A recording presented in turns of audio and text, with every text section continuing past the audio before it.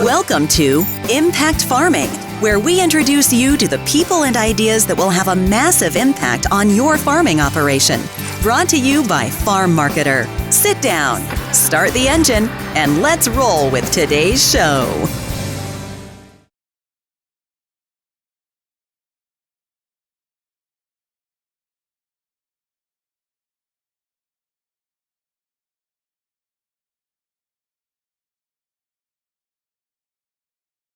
Hello and welcome back to another episode of the Impact Farming Show. Today we have an amazing guest joining us. We have Kim Moffat. How are you? Hi, Tracy. I'm good. Thanks. Good. I'm so happy to have you on the show.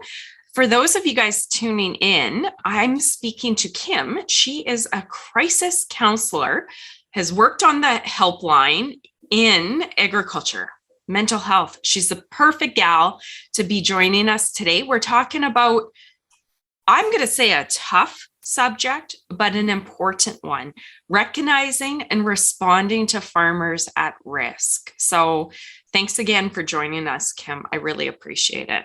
Thanks, Tracy. Nice to be here, and so great to be a part of this conversation that just needs to keep happening. It does. And, I think, this is purposely very timely.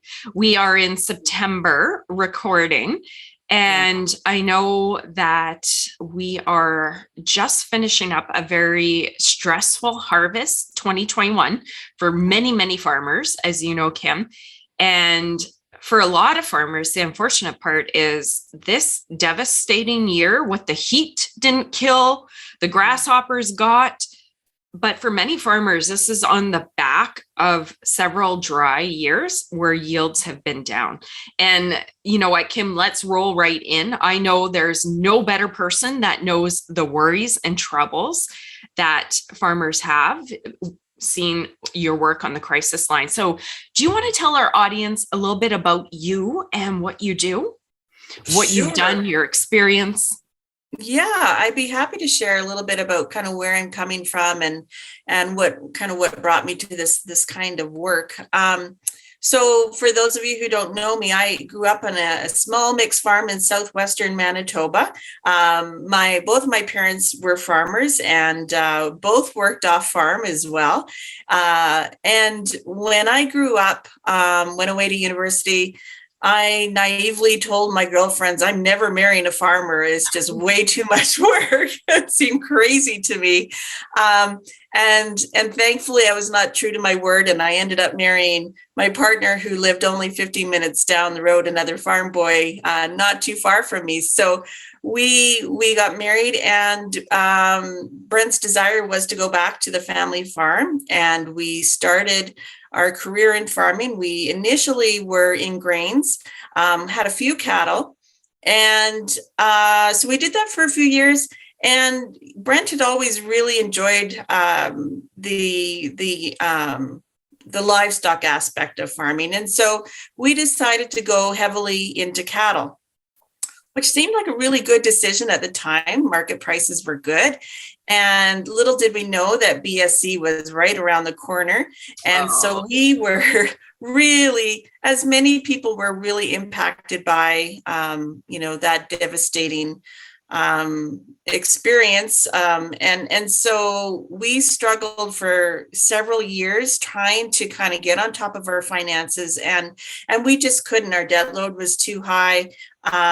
So at one point we knew we had to exit farming. And Tracy, for any of your listeners who've had to leave the farm, I think it's a farmer's worst nightmare having to exit farming involuntarily. And so we went through that experience, lots of dark nights, lots of sleepless nights, lots of tears, lots of not knowing, who are we if we're not farmers? We went through a real identity crisis. I had my counseling background to lean on, but my partner, didn't know who he was if he wasn't a farmer. So with the support of good friends and family, we were able to kind of work through that and kind of reinvent ourselves and move past that. And it taught me a lot about myself, first of all, about how I am in crisis, what works for me, what doesn't work for me.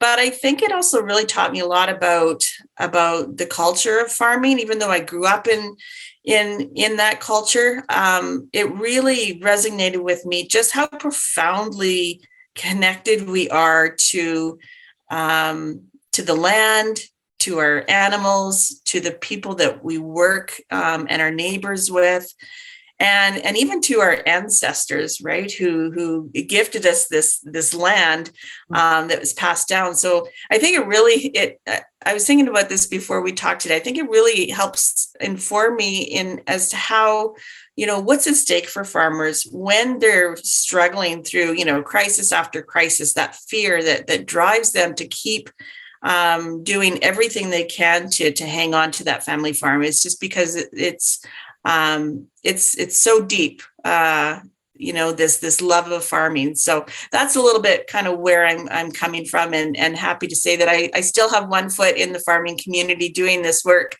And my daughter is also farming just a few miles down the road. So I get to still enjoy, a little bit of farm life. Lovely. Thank you for sharing your story.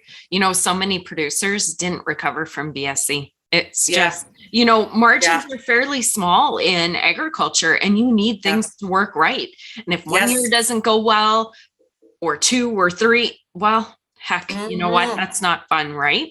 Absolutely. And it was during a time when I was working at the Farm and Rural Stress Line, and we had a lot of callers calling in impacted by BSE, and we called it in the office, we called it the BSE hangover, because it literally, the ripple effects of that incident, it was pain that was felt by producers for years and years afterwards. And it really hurt a lot of people in the industry. So it was tough days. I believe it. The shoulders you must have to work at a stress line. Kudos to you to do that kind of work. That takes a tremendous amount of courage and strength. Okay, so there's a few places I want to go with this conversation. We've chatted a little bit about who you are. We can dive right into your work at the stress line if you want to talk about that a little bit more, or we can roll right into recognizing and responding to farmers at risk, talking about common myths. Where did you want to go first? Sure. Do you want to talk about your work a little bit more? Sure. I could definitely do that. Good. What I was doing for the last 20 years, up until 2020, I was working for the Manitoba Farm and Rural Support Services, or we commonly called it as the stress line.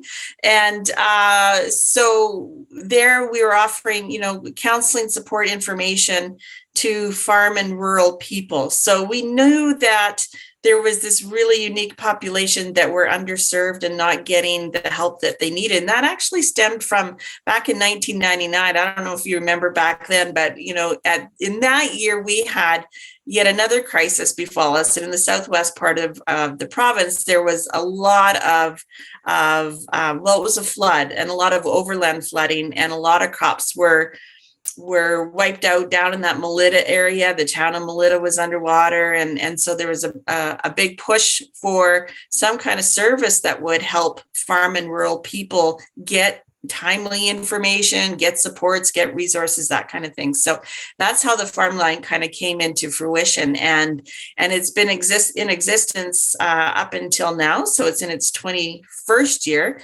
It relocated last year from Brandon into Winnipeg. And so that's as far as I was able to go in my work with them, not wanting to relocate to Winnipeg. So, and during that time also, I should mention that the counselors that were trained and that were working there, they were also answering the Manitoba suicide prevention line. So we wore a couple of different hats when we were working there. So I know you had asked a little bit about, because we're talking specifically about suicide prevention, just to share a little bit about that resource, the Manitoba Suicide Line. Please. And we're certainly fortunate to have that in our province. That line is accessible to anybody in the province of Manitoba. And it kind of has three populations that they're encouraging folks to call that line. So if you're somebody yourself that maybe is struggling with some depressed mood or depression, or maybe having those thoughts of suicide and you don't know where to turn, that's a really good place to call. It's free, it's confidential, it's open 24/7. And so it's for those folks. It's also for people who, and this was a large percentage of people that actually called that line. So people who are maybe worried about a family member or a friend or a coworker or a client maybe you're working with. Maybe you heard something, not really sure how to respond or what to say. That's a great place to call and say, hey, this is the scenario. What should I be doing? And they can kind of direct you and guide you. So and then the last population that they encourage to call that number is the folks who have lost somebody to suicide. So I don't know, Tracy, if you've ever lost anyone to suicide, or if your audience members have, but there's a real unique, it's a different kind of loss when you lose someone to suicide. And so it's nice to have that place where you can call, and there's no judgment, and you're going to get the care and comfort that those folks need after losing someone to suicide. So that's the suicide line that we have here in Manitoba. And like I said, we're fortunate to have it, and encourage folks to access it if they ever need it. Okay, thank you. And I'm sure our show, really, we have people from around the world that listen, but mainly a Canadian agriculture audience. And I know we can send them over to Do More Ag for national, provincial resources. If you're wondering, if you're in the audience, head on over to Do More Ag, grab different numbers for different provinces there. Great. Okay. Did you want to add on that? I didn't want to, I'm excited to go to the next point, but you sure. Well, maybe. Yeah, no, I could definitely, just in terms of the other resource that we have, the Manitoba Farm and Rural Support Services, want to make sure that farmers are aware that that's still in operation. And since it's moved into Winnipeg, I believe it's now 24/7, which is great for farmers because we were somewhat limited in our hours before. And, now farmers are able to call, when they get in, at the end of a long day and need to chat with somebody. So that's a lot better. The hours are extended. And it's a safe place where people can call. They know they're going to be listened to. They're not going to face any kind of judgment. The counselors are trained in understanding farm and rural issues. And, you can expect to have an empathetic ear listen to you. And maybe that's all you're needing in that moment. Maybe you're actually wanting to get connected a little bit further so they can offer you some resources and help you get connected with somebody in your area. So that's another really good service too. That's perfect. And thank you for sharing that. You know how important, right? Sometimes we always say women are good at chatting and men aren't so great at sharing their problems. And there's probably a lot of truth to that stereotype. But even myself, if I'm bothered about something, I don't necessarily like talking about it or talking maybe to people that are close to you, right? Because there's concerns, fears, judgments. Here, you're most importantly talking to somebody that's trained to deal with these problems, right? And Absolutely. It's confidential. And it's confidential. And just to further that, I did work for Crisis Services Canada for a year, which runs the Canadian Suicide Prevention Line. And one thing that they have is the chat program. So, some people really like the anonymity that a phone call brings, but for some people who struggle with anxiety, even just talking to somebody can feel a little unsafe and scary. So the chat program, if you're familiar with using, the computer or laptop or whatever, that's sometimes a nice gateway into the helping profession. If you can do it in anonymous, confidential way. And it works quite lovely, where it's back and forth, and you'll get the same kind of care and support and resources that you would by talking to someone on the phone. So that's so true. So many people with anxiety have a hard time communicating, right? And opening up. Absolutely. Yeah. So just being able to take that person to person, I mean, it's phone to phone, but just taking that away and going on the keyboard. Nice. Absolutely. I mean, Tracy, I've lived with anxiety all my adult life too. And back in those days when we were farming, I think if there was something like that, I would have accessed that, because, with anxiety, we tell people, well, you need to make an appointment. You need to go see these people. You need to, do all these things. And what that does when people hear that is it often just raises their anxiety, and whether or not they're able to actually pick up the phone and make that call is sometimes a huge and scary step. So it's nice that we can try to meet people where they're at. And if chatting with somebody is the way that they're going to kind of start to feel safe, so that they can actually open up, maybe their next contact will be a phone call, and maybe the next contact might be connecting in person. But it's important to try to meet the needs of where people are at and understand, where they're coming from. What a great idea. I could see how that would be handy for so many people suffering with anxiety. Okay, that is amazing. Thank you for sharing that. We have a very big, deep subject that we're going into, and I'm excited. That's not the greatest word. I'm happy to go there. I have the platform. I have an amazing guest like you to share the knowledge and wisdom. We are talking about recognizing and responding to farmers that are at risk. So whether you're in the audience and that's you yourself, or whether you're a husband, wife, aunt, uncle, whatever it is, today we're going to chat about that. How do you know if somebody's at risk? Because, Kim, and I'm sure you've heard this before and experienced this. Often, if there's a suicide in the community, on Egg Twitter, you see it all, right? If there's a suicide, people say, I didn't know they were struggling, or I knew they were struggling, but I didn't know it was that bad. Yeah. So to me, this is a big and scary conversation. I'm excited to bring it here because I think it's so important for our industry. So do you want to start by talking about the different myths that persist about suicide and mental health? Address those so that we're all on the same page, and then we can go from there.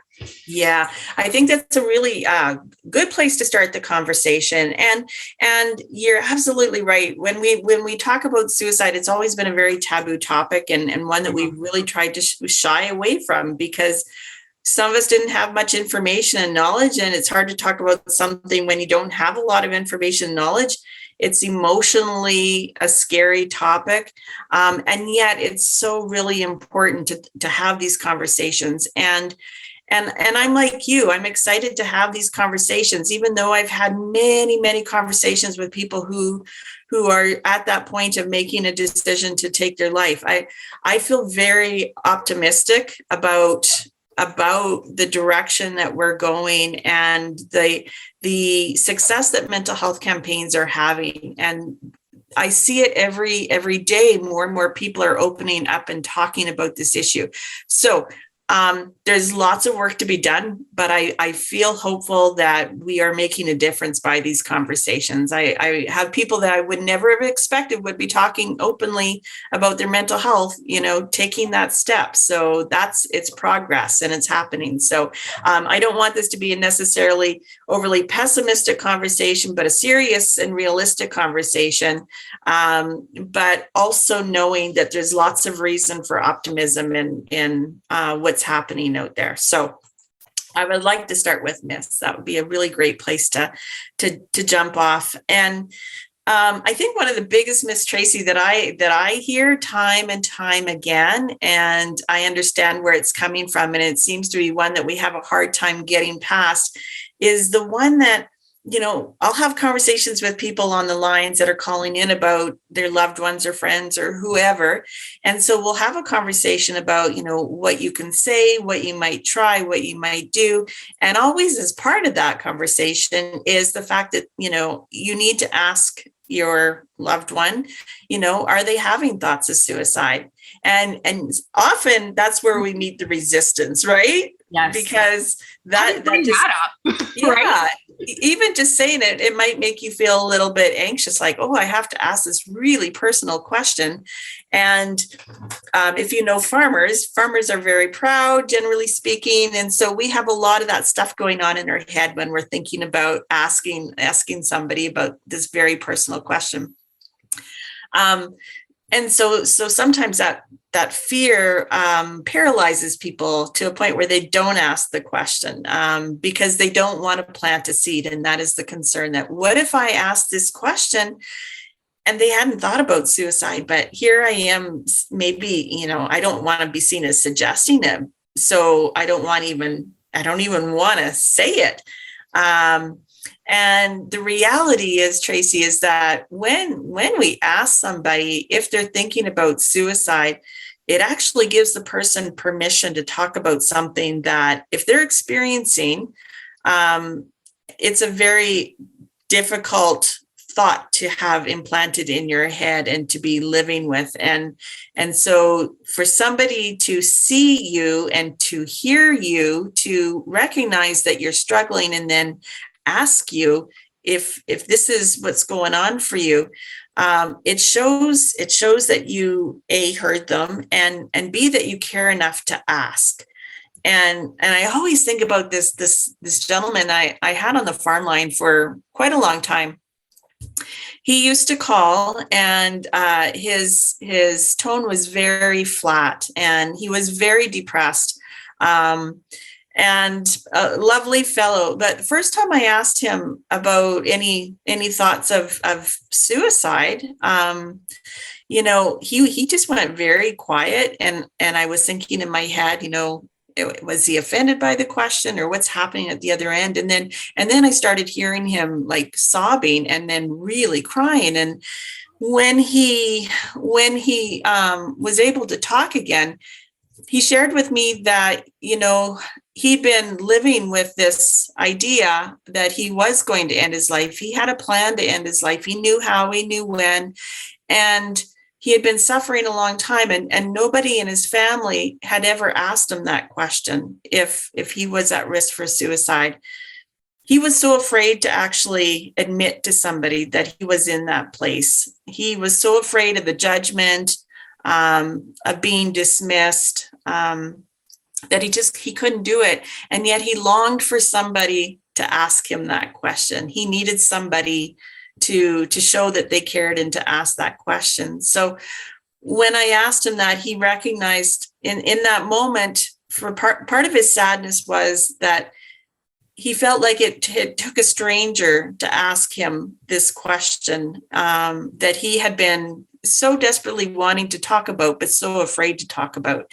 So that broke down a barrier for him that day when we actually had the conversation. He had a lot of relief when I was, just able to normalize a lot of the stuff that he had been going through, and to point out a lot of the things that he had been doing well to manage, and that he had been living with this for quite some time and had some resilience. And so his story always stuck with me, because I just thought you just never know what might stick for somebody, what influence or impact we have on people. And we're not going to know where they're at on that risk continuum until we muster up the courage and we ask the question. So that's a very long-winded answer to the question or the myth about, if you think about asking someone, will it give them the idea about suicide? And the answer is no. It's just really important to ask the question. In fact, it will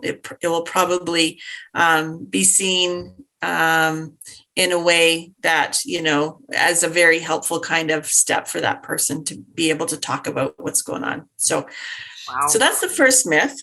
The second one, I would say, is that if somebody's talking about suicide, if they're expressing their pain, or maybe they've made a threat, we've all heard people say something like, oh, they're just, looking for attention.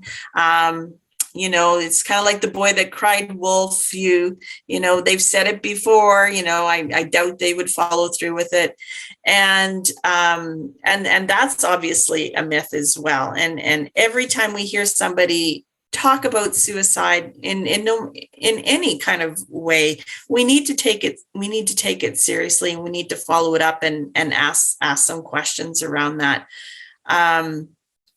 There was a study done that they studied a number of people who had died by suicide, and 85% of those cases, those folks had indicated to somebody in the weeks leading up to their death, they had talked and told somebody in their circle of their plan to end their life. No. So to me, that's a high number, right? That a lot of people are actually telling somebody about their ideation, about their plan. So to me, that's a big opportunity that we don't want to miss. So when somebody says something, we want to take action and do something about it. So that's another myth we need to dispel, that if somebody talks about it, they're not going to do it. It's funny that you're sharing these, because I can't say I think any different on both those myths that you shared. Yeah. I'm sitting here going, yep, I kind of would have thought along the same line.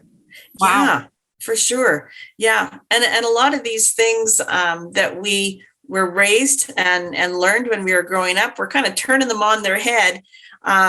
Like the fact that we need to even ask somebody about suicide. We grew up in a culture in agriculture, and it's not unique to just agriculture, but other cultures as well. But I know my experience, we didn't ask personal questions about other people's business. We just kind of focused on our own stuff, and it didn't leave the farm gate.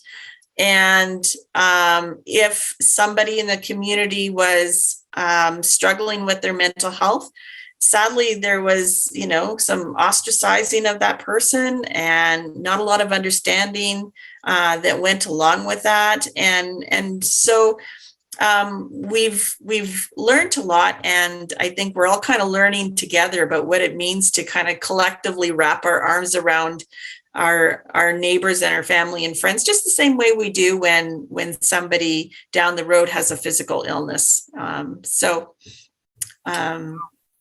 Wow. Okay. That is so powerful. I'm glad you shared that. And I'm kind of, I want to get to the end part here and ask you, okay, what do we do? But sure. Take the next step, okay, and chat about how to recognize when people are just not okay. Because you know what, Kim? Yeah. And I'm sure you can relate. I'm sure you can relate. I relate. Not only are we dealing with tough things on the farm, we're in the middle end, somewhere in a pandemic. Hopefully at the end. Yeah, let's hope we're at the end of a pandemic here in September 2021. Yeah. And you know what? There's a lot of people struggling. With isolation, with loss of hope, with uncertainty. So whether it's the farmers or whoever, how do we recognize somebody that's at risk? Right, exactly. And you said earlier in one of your comments, Tracy, about sometimes something bad will happen and we feel like we had no signs that somebody was struggling, and we're all left kind of scratching our head and saying, we didn't know they were struggling this badly. And sometimes that is the case. It's kind of more the exception than the rule. Generally speaking, when somebody's really struggling with their mental health, there's usually somebody in their circle that is aware that things just aren't quite right, that there's maybe been some changes. And so, good questions. What do we look for in terms of how is their behavior changing? What should we be on the lookout for? So in terms of warning signs, when we get to that point when we're really struggling, what we tend to do when we're in crisis or just going through a hard time, we tend to do the things that we normally have done in the past to cope. So we try those things, and usually they don't work in this situation when you find yourself kind of, really struggling. So those things didn't work. And, you're just kind of finding that your mental health is deteriorating, and you can't find something that is helping. And you start to kind of feel a sense of hopelessness, a sense of helplessness, like I'm stuck. There's nothing I can do to get out of this situation. I don't know how to resolve this. I feel really helpless and trapped. And so that's a really common feeling that people have. They feel really overwhelmed in their situation.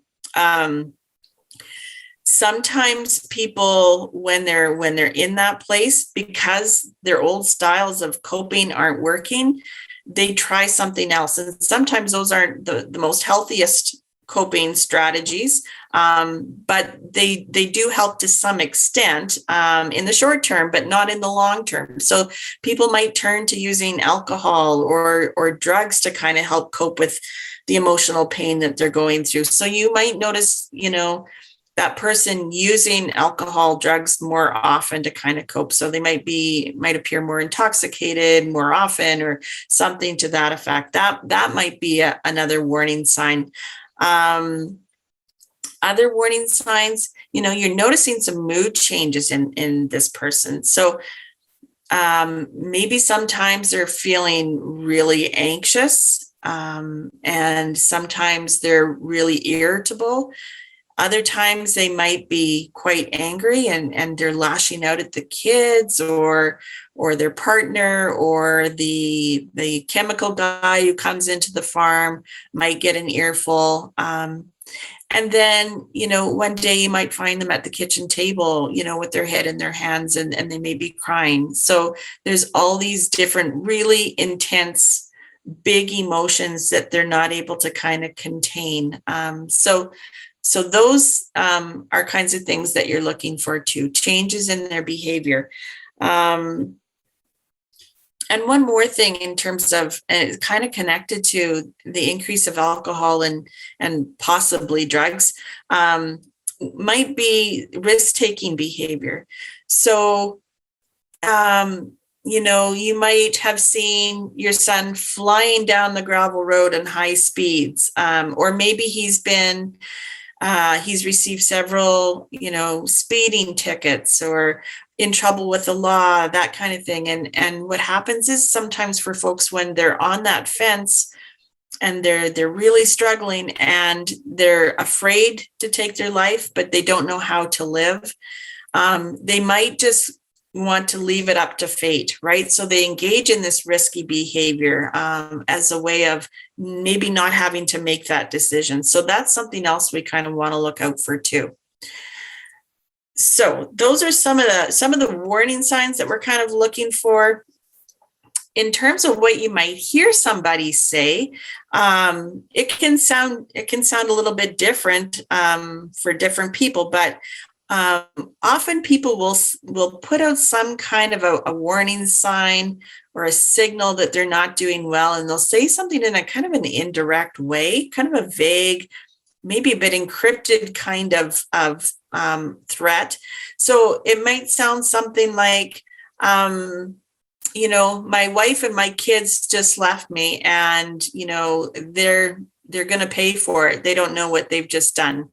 Oh. Right. So if we heard that kind of vague threat, right, we would want to follow up with that and say, hey, it sounds like this is a pretty hard time. Do you want to talk about that, or what do you mean by that?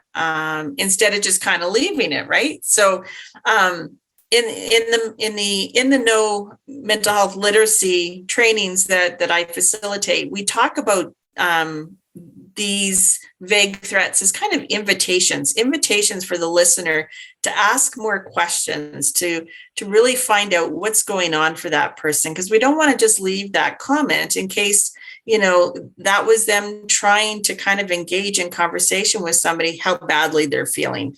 So that's and most of the time when people put out their expressions of pain, it will be in kind of that encrypted, vague way. So we do want to follow up with that.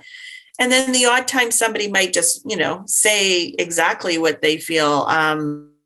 They might say, let's say they had a meeting with their banker and they didn't get the loan that they needed. And they say something like, you guys just tied my hands. I can't take this anymore. I'm going to kill myself. Well, we know exactly what that person is thinking. That's much more clear. And we know we need to definitely follow through with that. But so many times people will say things in this kind of vague way, and we're not really sure what they mean by that.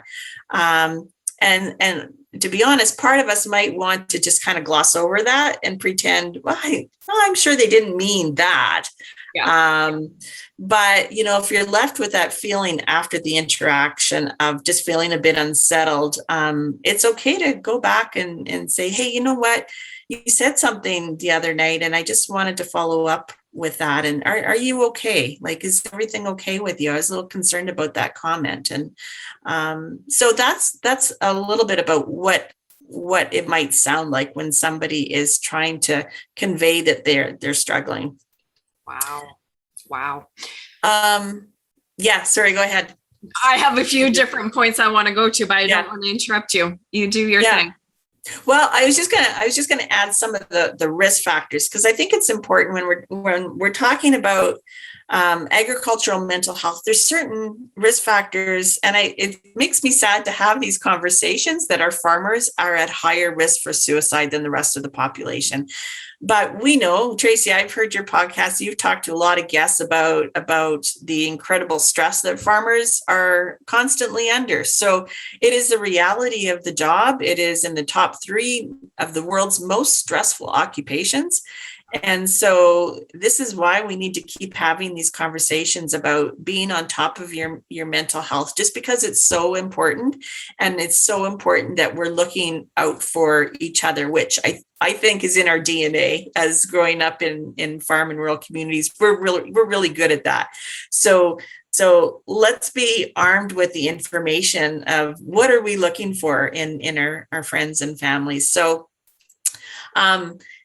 farmers are at greater risk for a few different reasons. One is, we've talked about this before, quite a bit actually, lack of access to resources out here in rural Manitoba.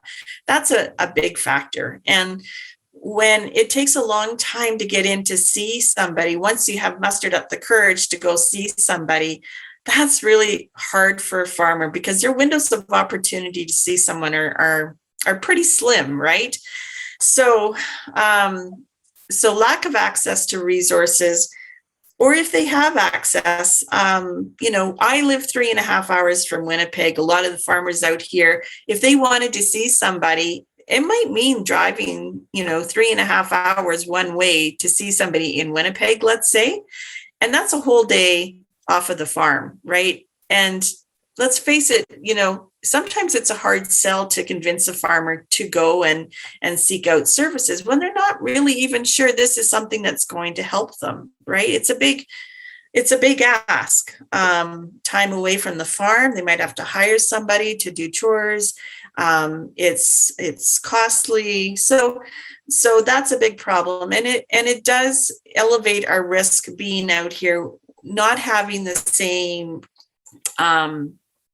array of services that our urban counterparts would have access to. So that's an issue. Stigma is still out there, and making it hard for some people to pick up the phone or to make an appointment to go and see somebody, because they're afraid. They're afraid of somebody finding out that they're going to talk to somebody. I had somebody on the farm line who desperately needed to speak to somebody, wanted to go and connect with a mental health worker, but had a distinguishable truck and didn't want it seen parked at the hospital. Right. So these are real barriers that we face out here when we want to connect with somebody. Another one, had a cousin who was the receptionist at the mental health office. And so, there's ways of working around that.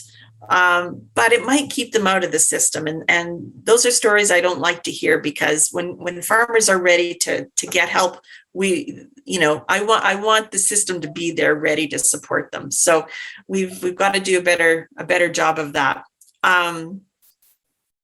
Other risk factors are things like having a mental illness, especially if it's perhaps untreated depression. That also places people at greater risk. Having lost a job, maybe losing an important relationship in your life, maybe a marriage breakup, something like that. A loss could be loss of identity, like something we went through and we lost the farm. Like, who am I if I'm not a farmer? Maybe it's a loss of reputation. Maybe something has happened to you that was embarrassing. And in small towns, everybody knows your business sometimes before you do. And so, that might be the kind of loss. One of the things that's unique to farming too is the access to having a firearm on the farm site. And we know research shows that when there's a gun, people in that home are 2 to 5 times more likely to die by suicide than a household that has no firearms in it. So we know, what farmer out there doesn't have a gun, right, in their barn, a 22. They have to have them for pest control, for livestock.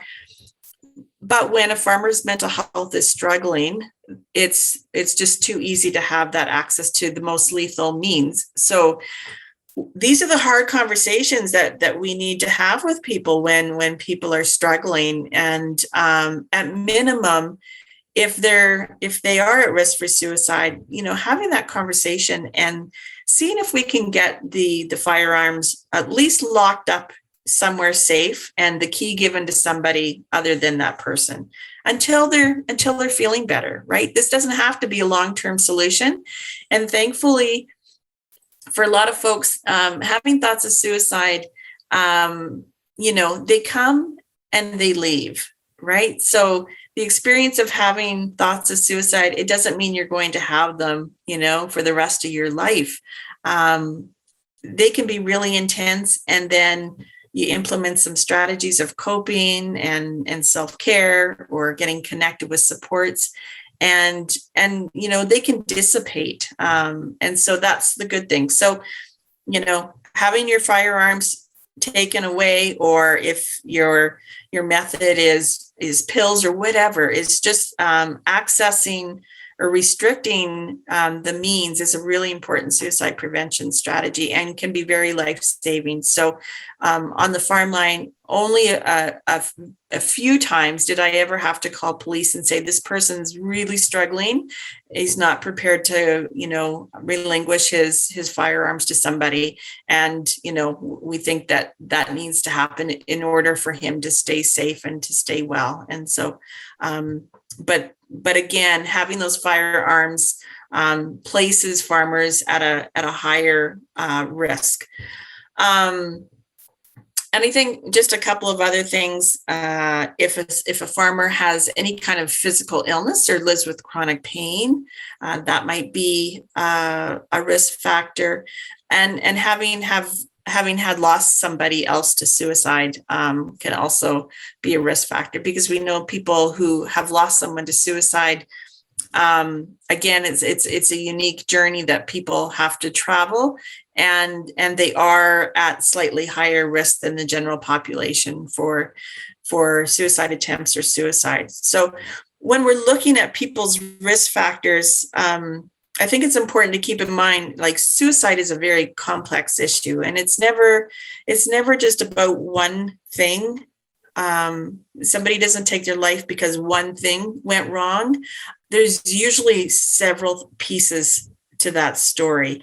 And so when we look at risk factors, it's important to think, oh my goodness, my son has, a couple of these, not to push the panic button. It's looking at all of these things.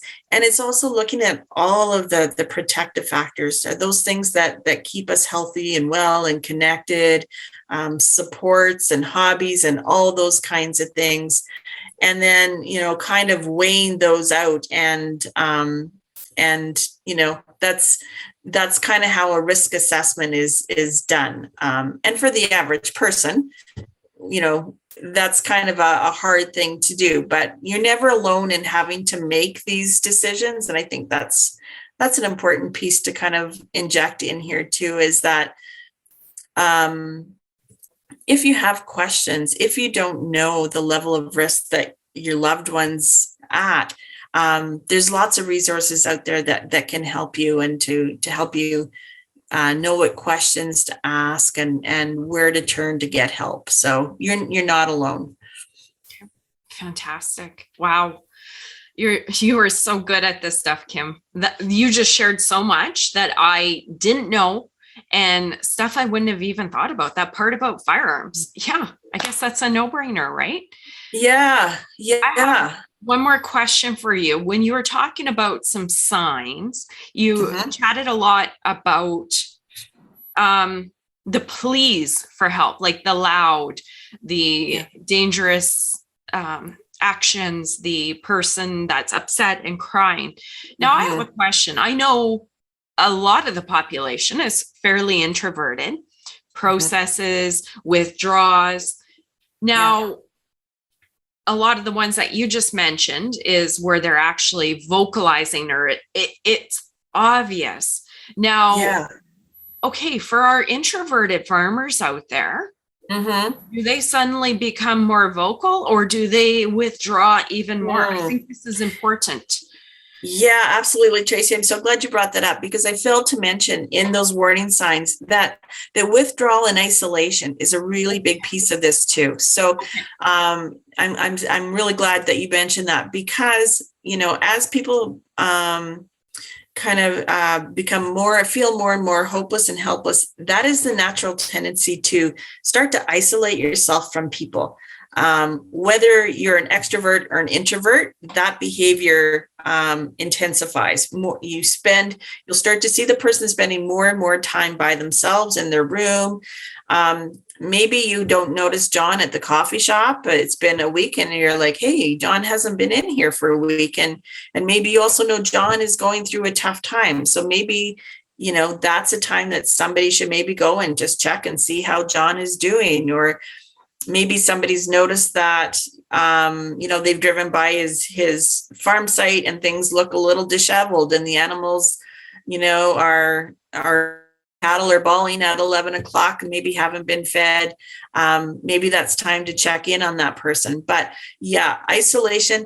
And, farmers, at least my partner and a few I know, they love the fact that they get to spend a lot of time by themselves out in the field. That's their meditative time. That's when they think about things. And you're kind of your own boss, and that's great. But when our mental health starts to really kind of struggle and deteriorate, all of that time by yourself can become a dangerous thing pretty quickly. So we want to be checking in on people if we know they're struggling and we know they're spending a lot of time. So if because sometimes, farmers might go a whole day without actually talking to someone, or maybe several days in a row without talking to somebody. So, and I certainly got that sense working on the Canada Suicide Prevention Line this last year during the COVID year, when we were so disconnected from one another, and isolation and loneliness is one of the biggest risk factors. So whatever we can do to maintain, some kind of support group that we are reaching out to and connecting to, all the better, because that's just so important. Lovely. Thank you for sharing that. That's a lot. This is a big subject. You know what? Yeah. I am, and I know we're going to go into ways to respond right away, because oh, that's super important. Now we've chatted about the myths, we've chatted about the signs and symptoms, the risks. Now, for many of us, like you said, this is hard. Somebody makes an offhanded remark. I'm going to just set the scenario here. Yeah. I'm going to say, quite frankly, I am not a shy person. I'm not introverted. I can talk to anybody. I'm going to say about anything. But man, Kim, when we're talking about this and I try and think of myself, somebody makes an offhand comment, I would like to think that I would pick that up. But I could see many of us going, oh, okay, they just made a comment. Like, okay, that's a little off. Okay, I'm sure they'll be fine. Yeah. So maybe let's take that and roll into how to respond, because I think many that takes our breath away just thinking of having to respond to this. And I think, Tracy, just how you asked that question is so important. How do we respond? You didn't ask, should we respond? Yeah, we have to respond in some way. And I think, what scares a lot of us is the fear that we're going to say the wrong thing or that we're going to make the situation worse, which none of us want to do. But the important thing, and I always tell this to people because they have the same kind of fears that you've expressed, is be yourself, be relaxed, tell the person, I'm not an expert in this, but I'm worried about you. You just shared some stuff with me, and I know it's been a really hard year. You guys have gone through a lot this year. I think anybody who's gone through what you've gone through would be struggling with this. And I just want to make sure you're okay. Not uncommon for people when they've had a year like you've had, sometimes our minds just start thinking about suicide. And I just want to make sure you're okay. So, has anything like that come up for you? And if we can just say it in a way that, I like saying it that way, like kind of normalizing what it is that they've been through. Like, it makes sense that you're struggling with this. This is hard stuff. Then asking the question, then they feel more comforted by the fact that, okay, you get it. You're not going to judge me if I say yes to this question. And so that's maybe how you kind of start the conversation off. And it's not coming out of right field. You're not sitting down with someone for a cup of coffee and you're just bringing this suicide question on them. Obviously, you're maybe you've noticed some things and you're just kind of trying to get to, are you okay? How are things? Sometimes a little self-disclosure. I've been feeling really anxious about what we just went through, and we don't know if our crops are going to be one of the ones that are sprouting like everybody else's because of all the last minute rain. I know I haven't been sleeping very well. How are you doing? How are you managing with this? And then based on that conversation, if there's concerns that you're like, oh, I'm feeling really kind of worried about where she's at, then ask the question and just try to ask it in a way that you're not judging the person, that you're just genuinely concerned about them. And then if they say something like, oh, no, Tracy, we're going to be okay. I mean, it's been another bad year, but, I think we've kind of got a game plan. We're going to sell some equipment or whatever. But yeah, no, I'm not thinking about suicide. Then, and you can feel good about having asked the question. And I bet you she's going to probably appreciate the fact that you cared enough to ask that difficult question. So, however, if they say, Tracy, I don't know where we're going to go with this. Rob is doing okay. I'm not doing so well. I'm not sleeping. I'm worried about the money. And yeah, I've kind of thought about suicide. It's always really important when somebody discloses something really personal about their thoughts and feelings around mental health and maybe suicide, is just say, hey, I'm really glad you're sharing this with me. And thanks for telling me that. I know it's not easy to admit that. You said you've had a thought of suicide. Has it just happened once, or have you been thinking about it quite a bit? So we're wanting to kind of get to, how much space is this taking up in their brain? Because to be honest, Tracy, most of us at some point in our life are going to think about suicide. And that surprises people when I say that. Life gets really hard sometimes. And sometimes I don't know how I'm going to get through this next day. Or maybe the thought is, I don't want to wake up tomorrow, right? And probably a lot of us have had that thought, right? Things are so hard. We don't know if we have what it takes to get through the next day. And so it's kind of a continuum, right? So at that end, you're just having these fleeting kinds of thoughts of not wanting to exist anymore, not wanting to be here, to when somebody actually takes their life. And most people will have some kind of thought about suicide. Now, it might just be fleeting.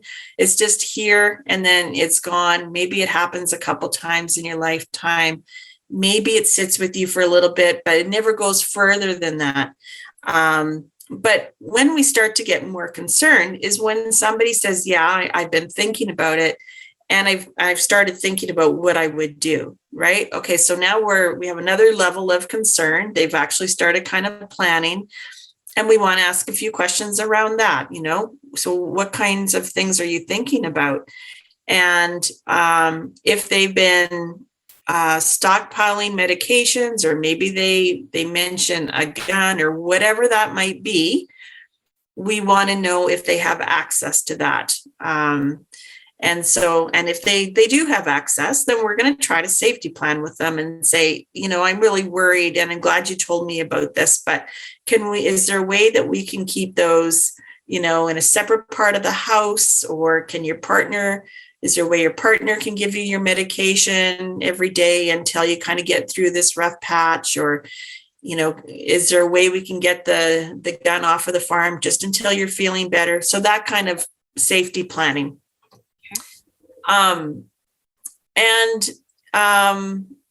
further to this, we want to also be having conversations about, is there anybody that besides myself that you would feel comfortable opening up to? Because maybe we don't necessarily want to be that person who walks beside the person the full journey, right? Maybe it's just an acquaintance you have, right? Maybe it's someone you barely know, or a client. So you're wanting to kind of broaden their support base and bring in somebody else who can kind of help assist this person. So, and then if that person is saying, I've been thinking about suicide, I have a plan, I have access to what it takes, and I know that I'm going to follow through with this, then, we want to make sure that we get that person connected with some kind of mental health professional or counselor, or somebody who can really explore kind of where they're at. So maybe your role at that point simply, Tracy, is to say, you know what, I'm glad you told me this.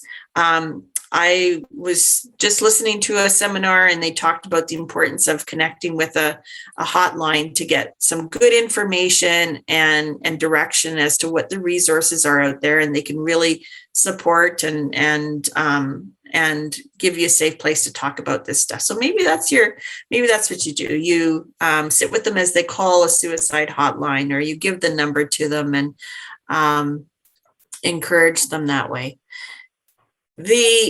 If the person is in a really high state of distress and, they're not in the place where they feel like they want to reach out to anybody, they're kind of done. They've got a plan. They know when they're going to do it. It's in the next immediate future. Then, we all have a moral obligation to make sure that person gets somewhere safe. So, maybe you drive them to the closest emergency room and where they can be seen by a doctor. Maybe, again, if it's an acquaintance, you're phoning somebody in their circle, letting them know, again, because suicide isn't a secret that we want to keep, but we don't want to broadcast it to the world either. We want to kind of keep it contained in that person's inner circle, the people who can support and can help. And as a very last result, always, if that person isn't willing to get help for whatever reason, then we need to call 911 and to let them know that this person's really having a hard time. They've indicated they have a plan. They plan to carry this out. And we can call the RCMP and request a safety check or a wellness check, and they will go to that person's house, or they will track down, their vehicle and assess, kind of where they're at. And that might include them taking them to a hospital to be checked out by a doctor. So that's always kind of a last resort, but I think it's an important one for people to know, that it is a possibility and an option when their loved one, they just have, nowhere else to turn, and they're really concerned about their loved one. Okay. Wow. So I'm going to be in my shoes right now, and there's different levels of concern, but I'm going to go, Kim, I don't want to insult them. I don't want them to be mad at me. And I'm not even shy. Okay. So yeah, I see, I'm having a random coffee with Farmer Bob, or I pass by, and whatever the situation is, and I'm concerned. First off, I go, oh, it's not my place. Who am I? I'm a neighbor. I don't want, oh my gosh, he's going to be so mad if I ask him something like that. Right. Yeah. Right.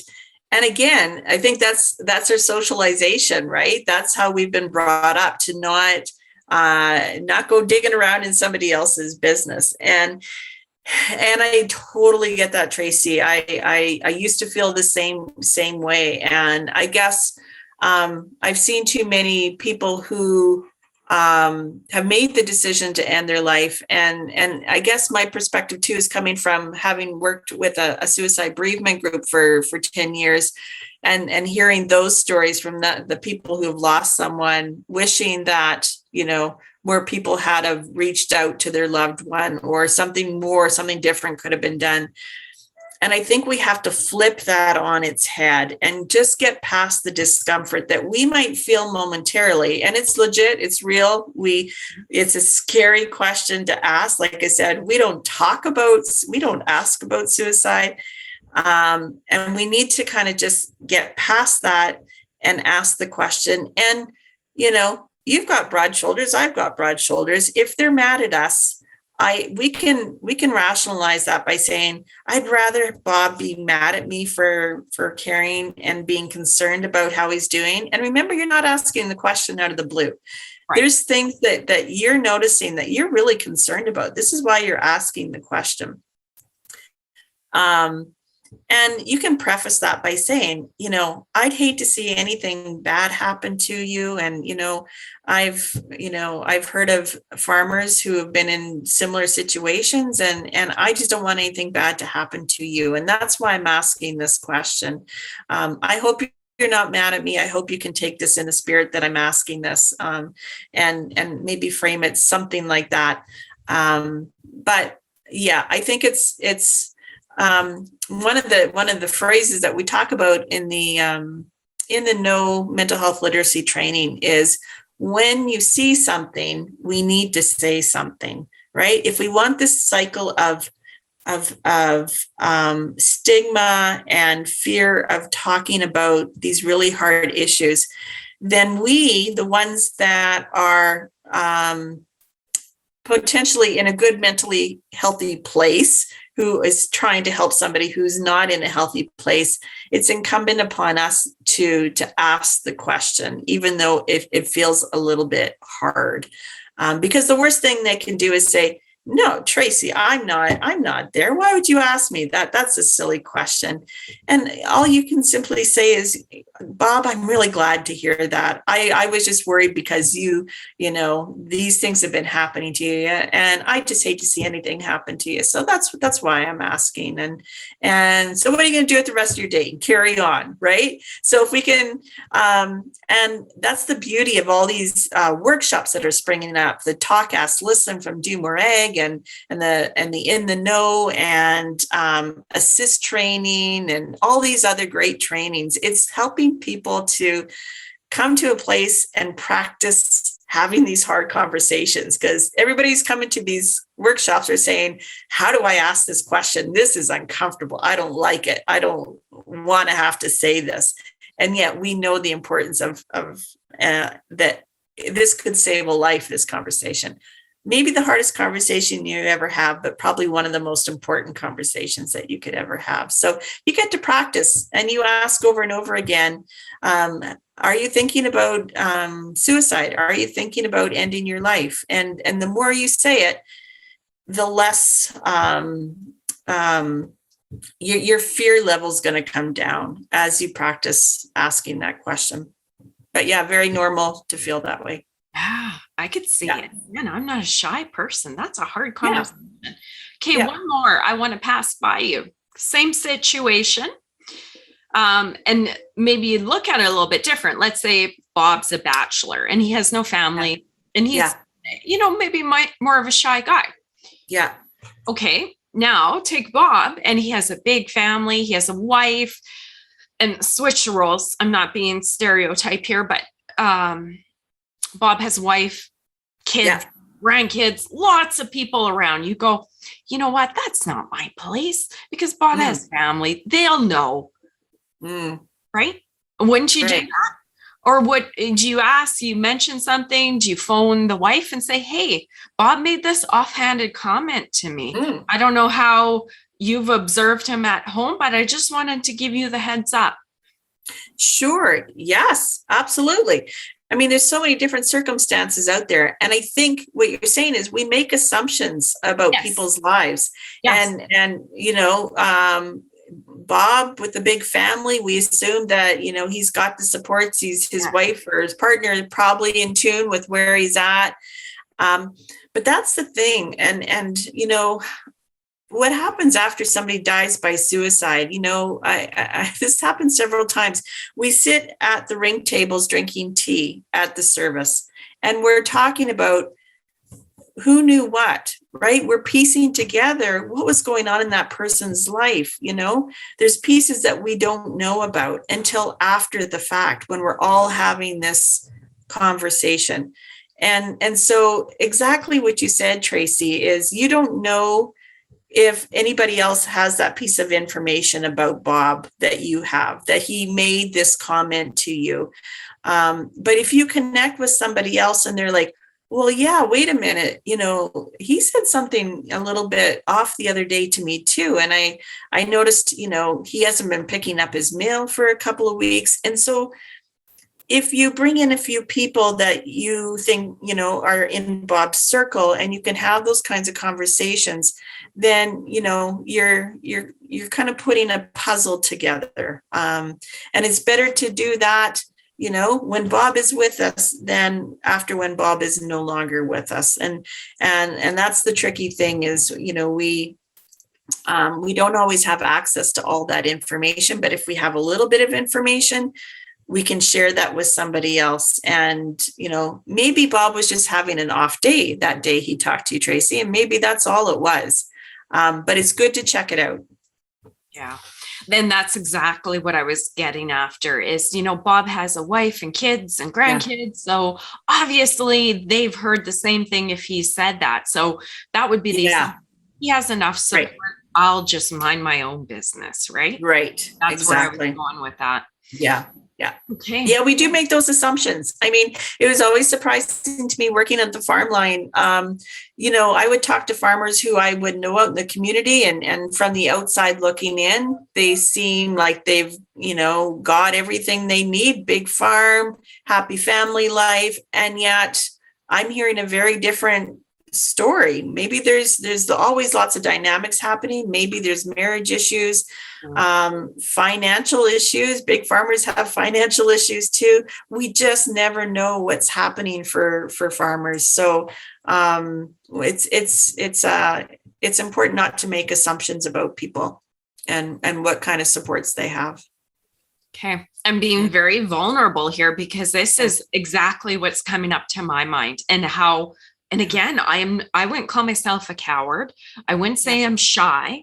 I can have hard conversations, but I feel myself going, oh, okay, I'm sure his family knows, right? Like, who am I? Yeah. I'm just a random stranger. That's not my place, right? Yeah.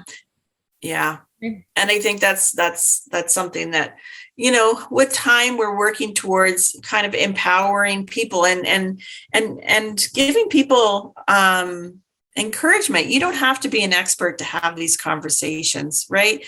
You might stumble on your words. You might not say the perfectly sensitive thing when you're having this conversation.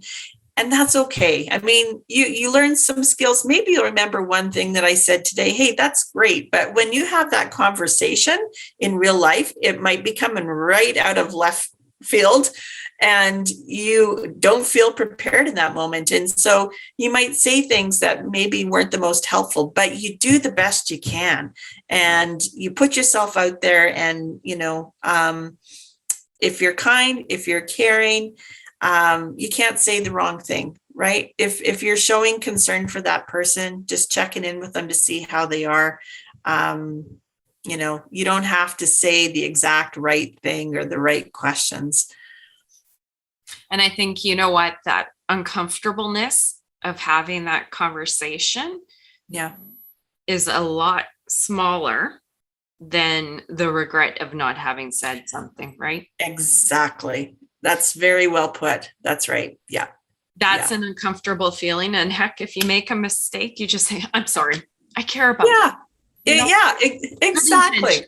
Silly That's me. right. Yeah. Good intentions. Absolutely. Absolutely. And like you said, Tracy, you don't want to miss that opportunity. When you think about that study where 85% of people who died by suicide had actually told somebody of their intention, right? So are we ready and prepared to listen and hear and respond to that? Because we can change the outcome potentially of that decision that person makes. So that's pretty important, I'd say.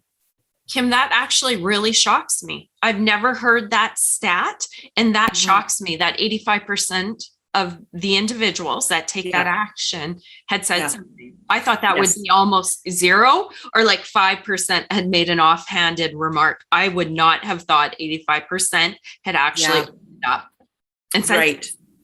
And said something. Yeah, exactly.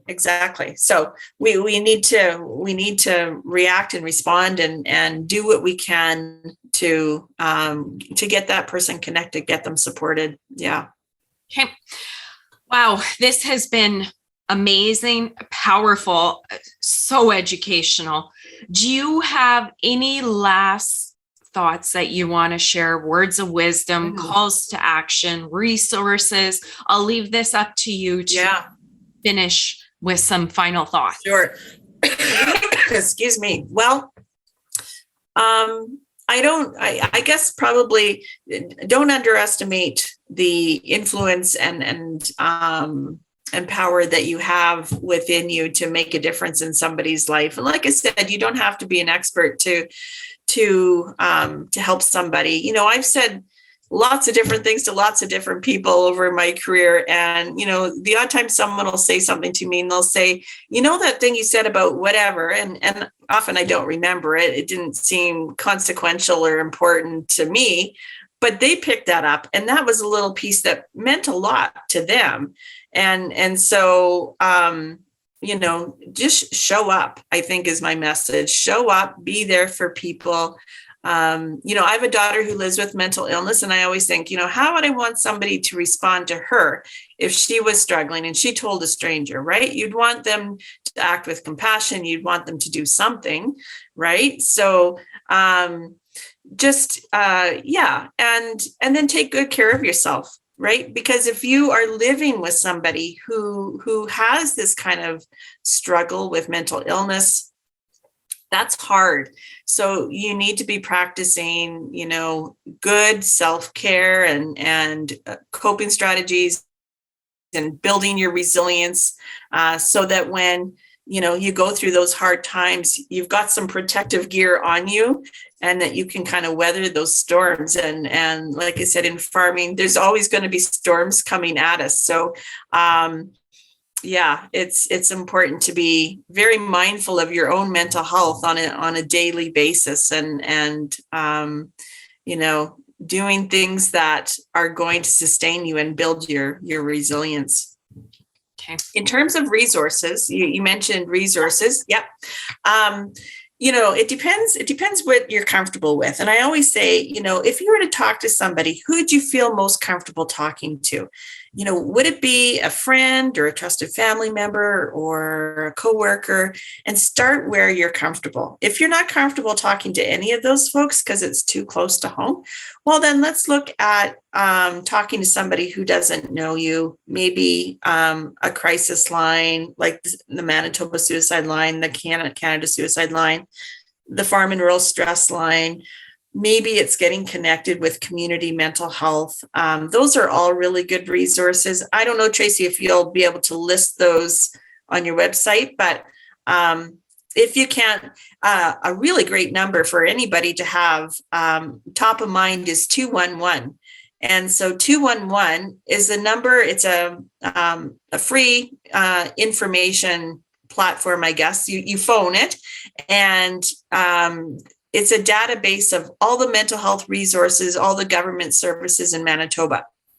So you say, I live in Dauphin, Manitoba. My son needs to go into detox. Where do I go? And so they can give you all that contact information. So it's a good place. You know, if you don't know where to start, you can tell them where you live and what kind of specific services you're looking for, and they can give you that information. Because I know, you know, for myself, with anxiety in my history and my daughter's history, in navigating the mental health system is sometimes a little bit of a challenge. So if you want to simplify things, call 211. They'll get you that information and hopefully get you connected. But in terms of if the conversation around assessing for suicide, and I appreciate it, that was it's a big topic to talk about in a short period of time. So my apologies if people feel a little overwhelmed with the amount of information coming at them. But if it does kind of pique your interest and you want to learn more ways about how to support people and to practice asking that question and having tough conversations, Living Works is an organization that has developed the program called Assist, ASIST, and Safe Talk. And a lot of people have taken those trainings. They're 2-day Safe Talk is half a day, and Assist is a 2-day training. So those are really helpful. I know In the Know, the mental health literacy training program, that's another excellent resource. Do Morag is doing their Talk, Ask, Listen, gives you some really good skills and tips. So there's information out there that people can access if they want to get a little more comfortable, a little more confident in having these kinds of conversations. Fantastic. Thank you for sharing that. I always like to round off end these episodes with resources in case anybody's listening to this and they need them, right? Let's absolutely that. So, you know what, Kim, that has been a big conversation. You have big shoulders. You are fantastic. Thank you so much. Well, thanks, Tracy. Thank you. I appreciate the invitation to come in and talk to you about this. And, you know, we were having a conversation earlier about how there's several of us out there now talking about mental health in agriculture, which is fantastic. And even though, you know, our messages are similar and consistent, I think it's really important. And you made the comment that, you know, sometimes we're not necessarily ready to hear the message. Maybe we don't need to hear the message at that time when somebody's listening to this podcast. But maybe down the road, life happens and changes, and they're finding themselves struggling, or someone they know is struggling, and this conversation will be very relevant to them at some point. So it's nice to know that there's people like you in the media that recognize that this is not a one and done kind of thing, that, you know, we need to keep having these conversations, just as we do with physical health prevention. So yeah, it's nice to be here. Thank you so much. I appreciate your time, your wisdom. Thank you for the work you do, Kim. And thank you in the audience so much for joining us. If you like this episode as much as I did, like it, share it, and get it out there. You know what? Now more than ever, like we said, Kim, there's always something going on in farming, the pandemic world that we live in. People need to hear this message that Kim just shared. So if you can do me a favor and share it out, I'd really appreciate that. Thank you so much. And see you guys all next week. Thanks, Kim. Take care. Thanks, Tracy. Take care. Bye, everybody. You've been listening to Impact Farming. For more great episodes and articles designed to help you manage and grow your farming operation, head on over to farmmarketer.com. Don't forget to sign up while you're there. We will see you on the next episode.